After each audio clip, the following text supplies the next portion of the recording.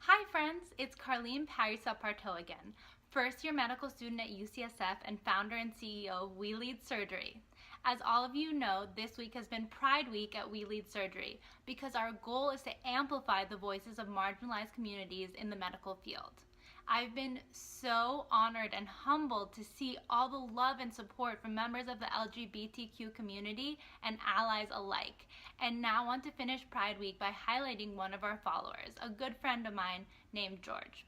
My friend George is a trans man who has had a complicated and often very negative relationship with the medical community due to his identity as a trans man.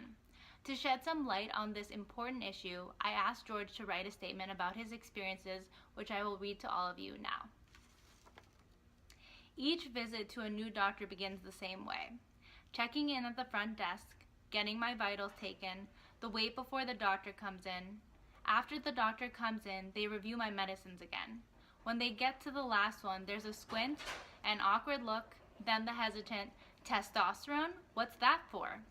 I typically explain that it's for gender dysphoria, which launches the stream of questions about whether I'm transgender, whether I plan to have surgery, and so on. I typically don't mind answering these questions, although I find them intrusive and irrelevant to most visits. After all, I might be in to get tested for strep, not to discuss a surgery years down the road. However, this can become dangerous. A surgeon once remembered that I was trans, but not that I do not respond to local anesthetic or that I needed a wheelchair post-op to ensure I didn't faint when I tried to stand. After I manage to divert the discussion back to the task at hand, I tend to find a couple things odd. Although I tell the doctor my name and pronouns, I find they're almost never used. The doctors will continue to call me ma'am and use my dead name, the name assigned to me at birth, which I do not use. After visiting more than 20 doctors in the past year, I found only 2 who actually respect my name and pronouns. This treatment makes me feel unwelcome and disrespected as a patient and adds to the dread I feel when going in for a visit. Practices often use a preferred name category on forms, and I feel they should stick to that when interacting with patients. Additionally, if the patient is not visiting to discuss some sort of gender-affirming procedure, please do not discuss it unless it is relevant to treatment. We're tired of explaining these things day after day to people in our lives. Also, nor does every trans person choose surgery or hormones.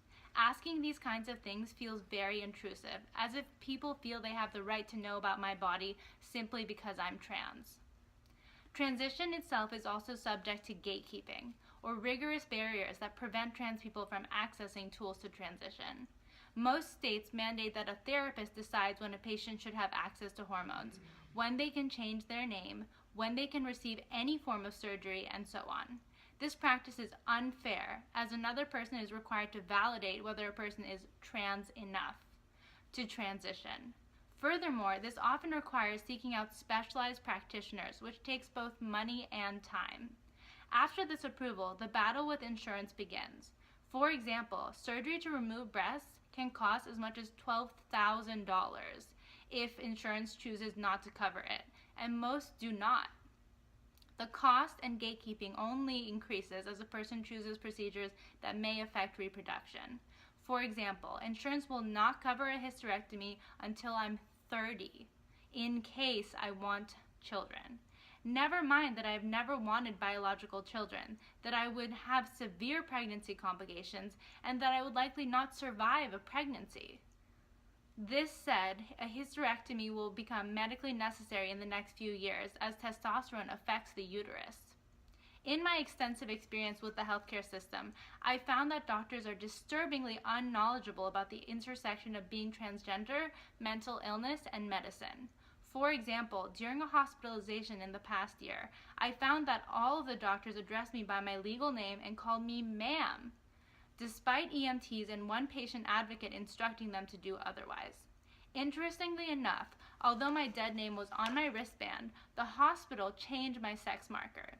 This hospital experience was dreadful, not only because I was trans and ultimately led to me discharging myself before I was ready in order to escape the horrible environment. Similarly, medical professionals have suggested to me that my gender identity was caused by my PTSD, and treating the latter would cure the former. A similar experience occurred after a recent assault. A healthcare provider was unable to answer my questions, would testosterone affect a pregnancy test? Fortunately, it does not. However, she went on to ask if I wanted Plan B, which does not work when a patient is on testosterone. Even surgeons can be very unknowledgeable in caring for both transgender patients and chronically ill patients. Doctors have been unable to tell me how hormones would affect my medical conditions or surgical results. It is essential that doctors begin to learn more about transgender patients, as most transgender people are chronically ill or disabled, as well as survivors of sexual assault. Regardless of whether a patient is transgender, doctors should be capable of answering their questions and treating them with respect. Patients are currently resorting to treating themselves and spreading information via Facebook groups. Unfortunately, this also allows a lot of misinformation and pseudoscience to proliferate. In short, practitioners are likely to come across transgender patients at least one time. Practitioners must learn how to respect patients and educate themselves about potential medical complications, such as interactions between hormones and medicine. Doing so not only makes patients feel more welcome, it ultimately leads to better patient care. Thank you so much to George. I think we all learned a lot from this, and I hope that this will help continue to open up the conversation about improving trans health and improving health for all LGBTQIA members of our society. Thank you everyone for a great Pride Week, and I look forward to continuing the conversation with We Lead Surgery and the rest of the world. Bye now.